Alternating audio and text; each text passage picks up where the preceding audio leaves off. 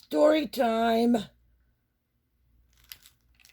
Well, this is about my creepy landlord. So I left California because I was offered a business deal to manage some property and work in abstracting and title. And I had just finished getting my hair license in California, my full cosmetology license. And so I had that transferred over and everything. Had a salon for a while, and uh, finally I got tired of it because I was a single parent, and the banks didn't want to finance me because I wanted $1,000 just to stock my shop. They wouldn't even finance me $1,000 because I was a single parent, and I was like, well, it was a little podunk town anyway. People were doing like $10 perms and $5 haircuts, and I had come from California, and I was used to doing $75 haircuts and like $45 haircuts on the side, like at my house or at their place, whatever. But wow, yeah. I went from doing nails to over $200 a day in my house, all that kind of stuff. But anyway, so I took this big jump to go to Oklahoma because I was kind of running from another problem. My daughter's dad was involved in some stuff, and it was time to go. Yes, time to go. Bye bye. See ya. Really want to be ya. Color me gone. So anyway, I was in a place in Mays County, Oklahoma, in Prior Creek. Yeah, and I dressed really nice in California. I worked in the clothing industry in Beverly Hills and Century City quite a bit, and had studied fashion design and merchandising at UCLA. Da da da da da. So I was very into dressing.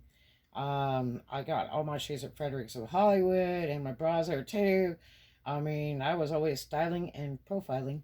But anyway, so I came to this little tiny podunk country town that did not have much in it. And my daughter, I moved there when she was 5 months old, and I told everybody within a year I will live in the finest place in town, which was true. It ended up being true. Um, I went to transfer my hair license. That was a problem because when it went from state board to state board, they were deducting hours. I had to go back to school for a few months there to get my hours back up after I'd already graduated and everything.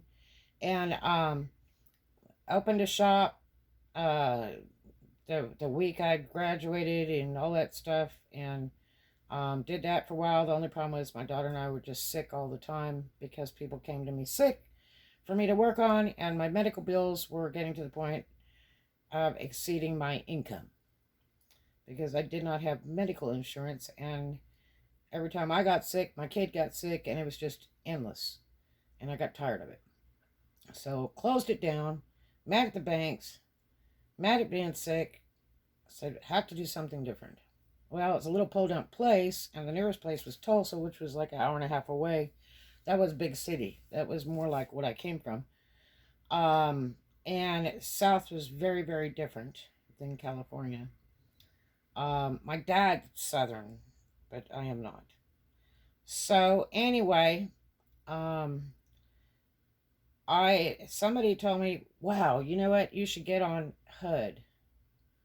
And I'm like, "Why?"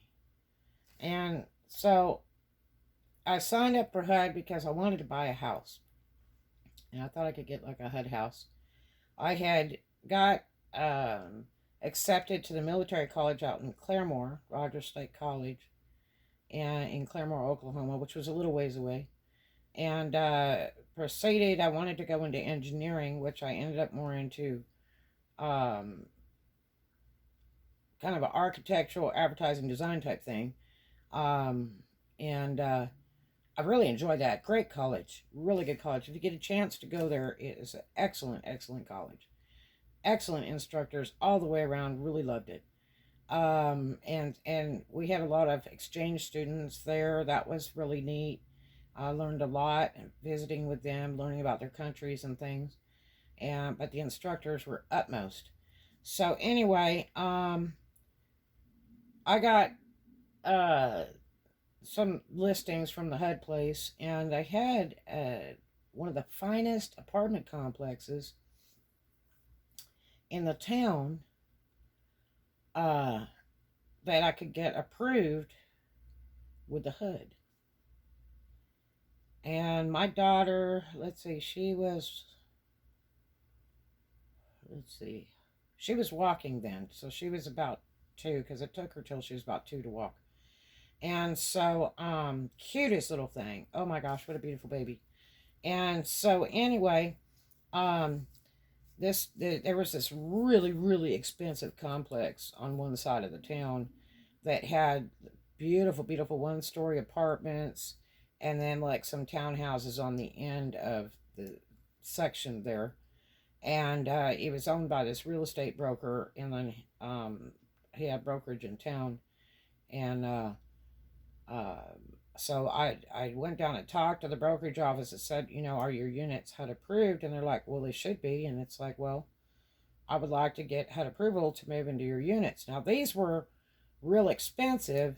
They were like six or 900 a month, and most of the rent in that area was like, you know, medium rent was like 400 and below. So you could get a house, apartment,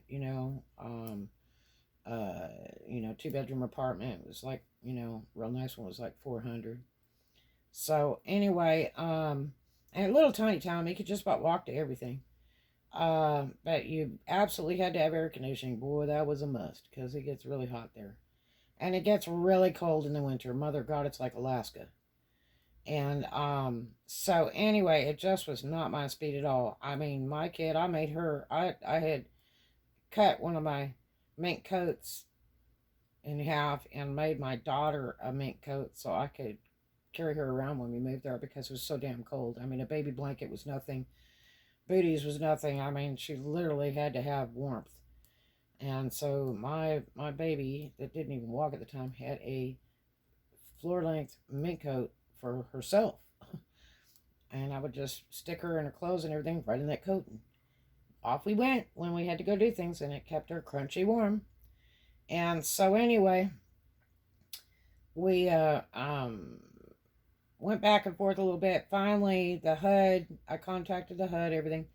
And so they approved me to move over there in that ultimate complex of the town, the best.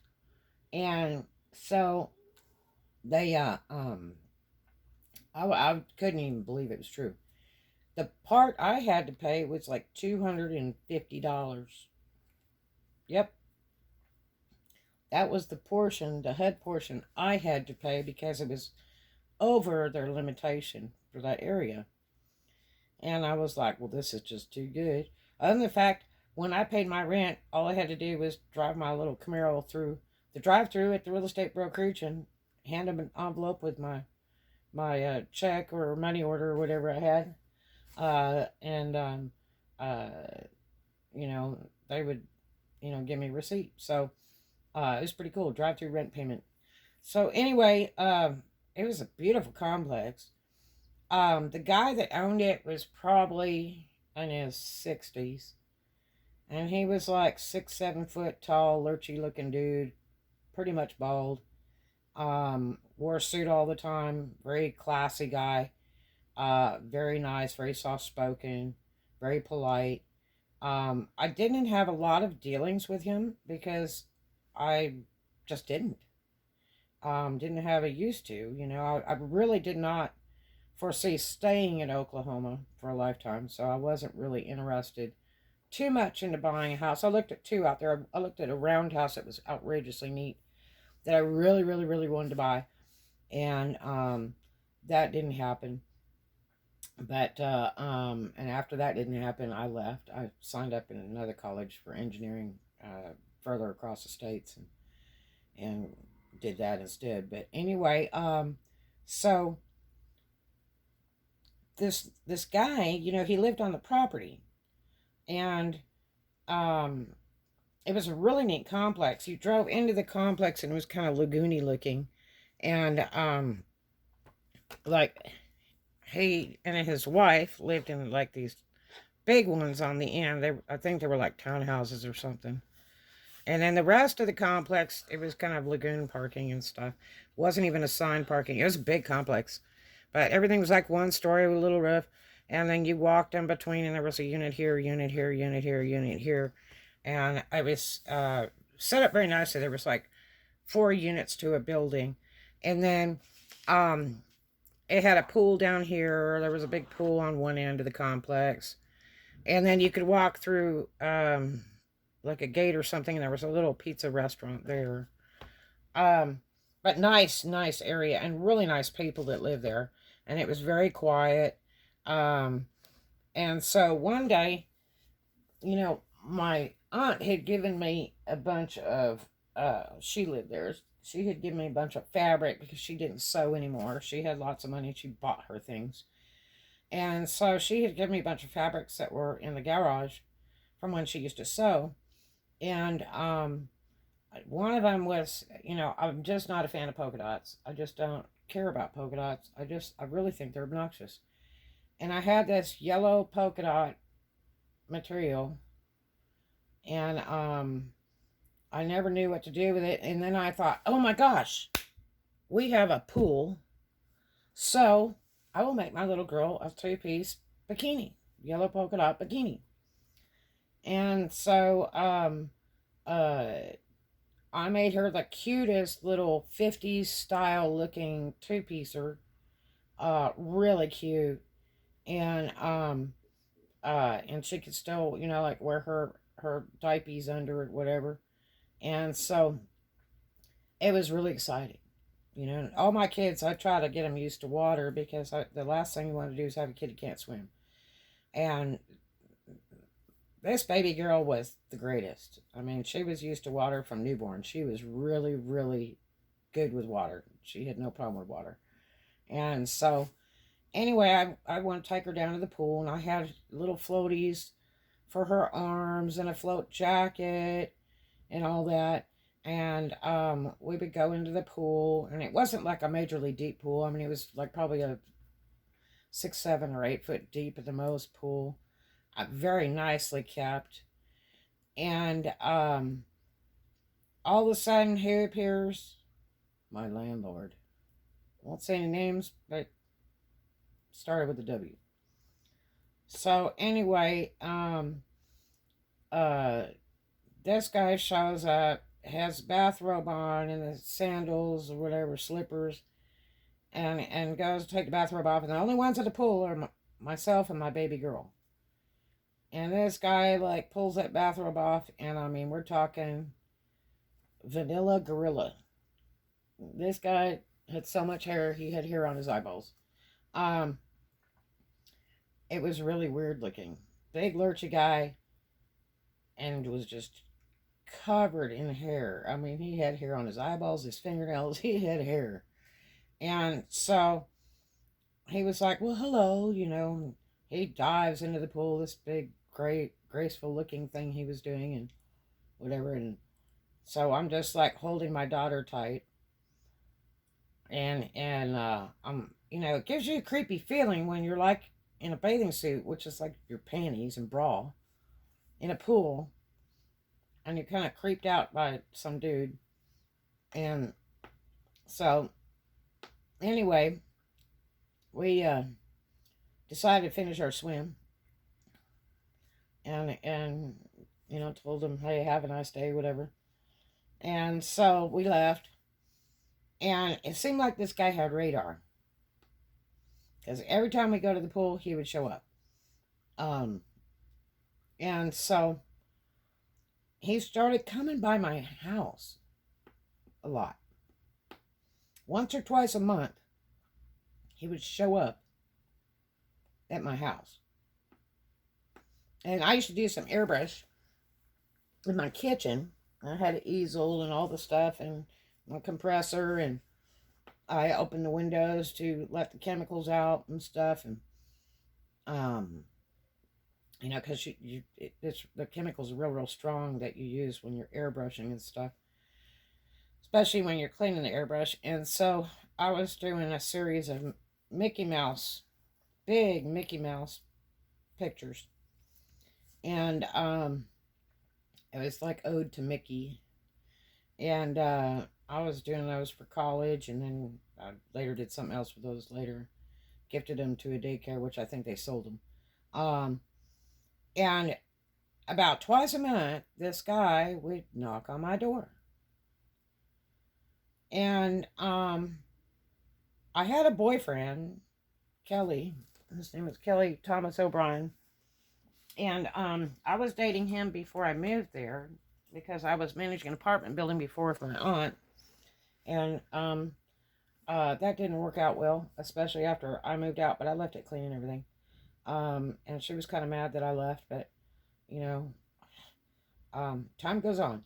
So I had made some money on a big lawsuit that had come from California that I'd never thought I was going to get money from, but I did. And my friends stole all that mostly. They stole 90% of that money. But anyway, I was young and not that smart, I guess. I trusted everybody. And so anyway, this guy would knock on the door. And I'd say, well, hello. I mean, my rent was paid and everything. And I wasn't noisy. I wasn't causing problems. I wasn't having parties or anything. I was very quiet. When you come from California, you never know your neighbors. You don't want to know your neighbors. You're just to yourself, do your own thing, and that's it. Because in California, it's like poison. Some of these people you live next to, you don't know they're the mad killer or anything else. So it's better just to not to even deal with them. Just stay to yourself. Because you never know who you're living next to in California. So anyway, in the South, it's kind of different. Everybody knows everybody, and if there's a new car in town, by God, everybody knows about it. So anyway, he motioned like he wanted to come in. I thought he was inspecting the place or something. I didn't know what he was doing. He was in a suit, dressed real nice, and he's like, "How are you doing today?" Da da da. And then I said, "Well, I was doing some of my schoolwork. I was working on an airbrush." And he kind of walks over and notices in the kitchen there from the front parlor that, I was doing a big Mickey Mouse thing. And he's like, "Wow, that's really nice." And I'm like, "Well, thank you. It's not totally done. You have to do it in steps. You do lightest colors first to the dark." And so then he decides to sit on my couch. And he's like, just talking. And my daughter's always up my butt.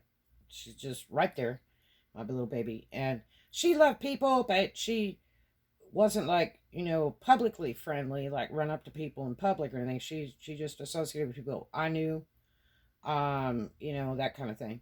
So, she was, laughing, giggling, playing and stuff. So anyway, finally he leaves, and he'd hang around for half an hour. And I never could figure out what the hell, he was coming to my house for. And I thought it kind of odd. And, I told my boyfriend, I said, this guy, Mr. W, is always coming to my house. And he's like, "For what?" I'm like, "I don't know." And so he says, "Well, let him do it when I'm here." Well, unfortunately, I don't think that ever happened. It may have at one point, but I don't know. And so this guy just always was coming to my house. So one day I told Cece, I said, "I know what to do." And I ran into the bathroom, and Cece used to laugh at me because I would put on this green face mask, mint mask that I love so much, and wear it around till it cracked up, and then I would take it off with a hot, damp washcloth. And I did that at least once a week. And so this guy shows up at the door. I said, "Well," ran off to the bathroom, and I grabbed that mint mask, put it all over my face, and went to open the door. And he's like, "Oh, hello.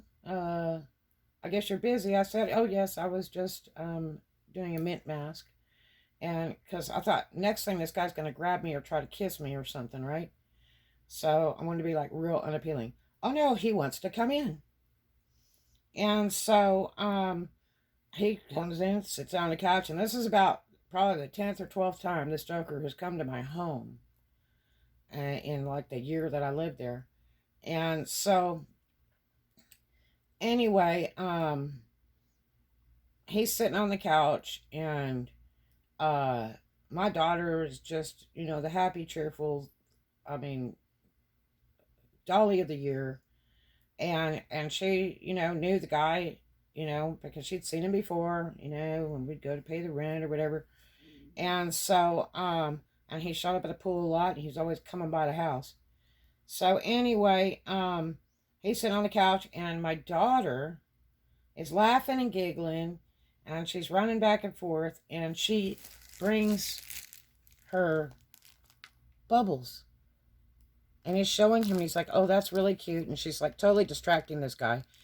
And which was great, because like I had like one chair. I think I only had one couch in that house. I didn't even have a chair, I don't think. And so all of a sudden, she opens it up, and it goes all over this guy's crotch. And he was wearing a gray suit. And I'm like, oh, I am so sorry. And it was kind of like, sorry but not sorry. And so yeah, so a lot of times your kids can sense if people are good or bad, but a lot of times your kids will solve your problems, because he didn't come around there anymore after that. And I'm sure he had an excellent time explaining to his wife why his crotch was soaking wet. Because I bet he got caught when he went over to his house, which was on the property, to change clothes. Other than the fact he had told us at one point in time, when he had come to the pool, he said, oh, my wife is allergic to my hair, so she doesn't like to get near me. And that was like, why is this guy giving me all this extra information? But anyway, so there you go. Yeah, that's a true story. No lie. Yep. When your kids save your butt. Talk to you later. No more weird landlords.